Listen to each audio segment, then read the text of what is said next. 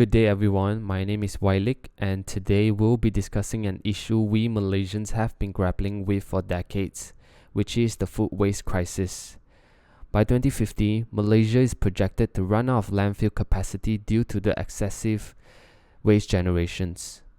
According to the waste compositions data published by the Jeram Landfill, food waste makes up more than 50% of our total waste. And just imagine, if we solve the waste issue, we can cut half of our waste problem. And now you might be thinking, the solutions are simple. Simply just stop over-consuming and stop wasting the food. And you are absolutely right. Preventing food waste is always the priority, followed by the food rescue efforts as the next best solutions. But beyond preventions and rescuing, there's another key approach, which is home composting and community scale composting. This, I believe, is one of the most practical and effective way to not only tackle food waste, but also can significantly influence behavior of an individual regarding to the waste management and environmental awareness. First, the main issue is this: Malaysia mandatory SSI separations as source is failing to achieve public compliance. First, the law itself is flawed. Our legislations broadly define solid waste without explicitly highlighting food waste as a separate category. And this vagueness have led to real consequences. The Federal Waste Operator classified both organic food waste and non-recyclable trash under the same category as the domestic waste. Among all the NGOs and government initiatives, I still consider the four-leaf nurseries founded by Yap Jing Dong stand out as the most systematic solutions to this crisis. They are a one-stop food waste service center. By providing daily collections from local communities, markets and restaurants, they transform food waste into nutrient-rich compost and use it to generate revenue through their sales and landscaping services. Though they have a scalable and efficient food waste model, I still consider them as a band-aid solutions because their system does not include a component of changing the public's behavior. And without a waste sorting culture, we can never achieve an absolute food waste recovery because people tend to default to convenience when the systems are weak. As Ming and Zhang have mentioned in their research, environmental education and knowledge are the true driver of behavioral change. Therefore, we will need a structured theory of planned behavior strategy to collectively drive the behavioral shift to deep-rooted waste sorting culture that Japan and Korea have perfected. And under the TPP framework, it reveals three core factors: attitude, social norms, and perceived behavioral control. Critically, the behavioral intentions is shaped by these three factors that ultimately drive the decision making. For our enterprise, we are not just gonna be a typical waste advocacy group. We want to be the norms innovator that aims to reshape Malaysia's relationship with the food waste. We are focusing on raising awareness of the food untapped value, inspiring actions through our community-driven engagements, and also aim to build lifelong habits through practical educations to our members. While Malaysian law treats food waste as general trash, we'll target to intervene this critical decision point by recognizing the moment of that conscious thinking when someone chooses which bin to dispose.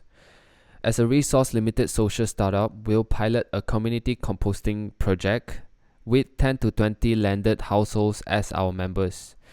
And we do not require any high startup costs, but some basic composting tools. Our three-phase approach of value creations will include, in the short run, it is all about the proof of concepts.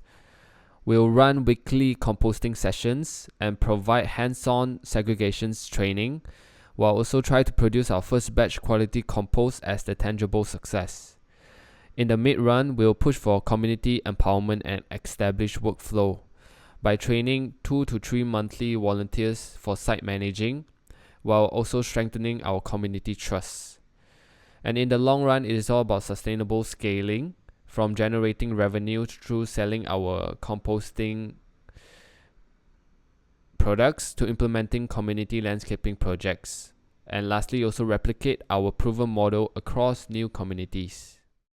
We are building an ecosystem where our members are also customers, suppliers, and active participants of this value creation process. We are creating a space that unites individuals who embrace the ethical responsibilities to reduce food waste. And through these circular models, residents will receive free garden compost in exchange for their food scraps. And in our business ecosystem, we will extend powerfully in the digital space, not only creating a mechanism for building networks. Through our project website and social media channel, we will also disseminate the enterprise value and the movement building, while also marketing our products and related services. The website will act as a supportive role as a complementary tools before they comes to our face-to-face interactions. Activities like building the community composting site, ongoing maintenance efforts, and harvesting is the integral process that foster the community bonding. And a concerted effort will be made to document the project progress, as this is significant to enable the transparency and the members' reflections. Technology will be playing a vital role here to match, facilitate, and pool members and investors based on shared values while facilitating ongoing engagement. Finally, our mission is to rectify the food waste culture by building collaborations infrastructure. But we also wish to scale deep and to scale out in addressing both environmental and energy poverty challenges. Our model here is to create a pathway where today communities' composting hubs can evolve into tomorrow's renewable energy solutions, particularly for the marginalized rural communities. By converting organic materials into bioenergy via anaerobic digestions, we can deliver a triple impact solutions. We will provide clean energy for off-grid populations, produce organic fertilizer to boost agricultural yield, while also recommending sustainable practices to these underserved communities. And for our communication strategy, we will display a real-time impact dashboards on our physical site and on our website, showing the tons of waste that we have diverted, methane prevented, and also energy we have produced. And the financial performance we will determine through our revenue streams from the composting and biofertilizer sales, decentralized AD generations, and also carbon credits. And last but not least, we will prioritize accessibilities and cultural relevance, understanding that to enable this multifunctionality sustainable change would take decades to achieve. So we won't depend on corporate subsidiaries. Instead, we envision us to be the community-owned bridge that redirect municipal waste streams into clean energy that can directly address the energy poverties in the marginalized communities. That's all for me. Thank you for listening.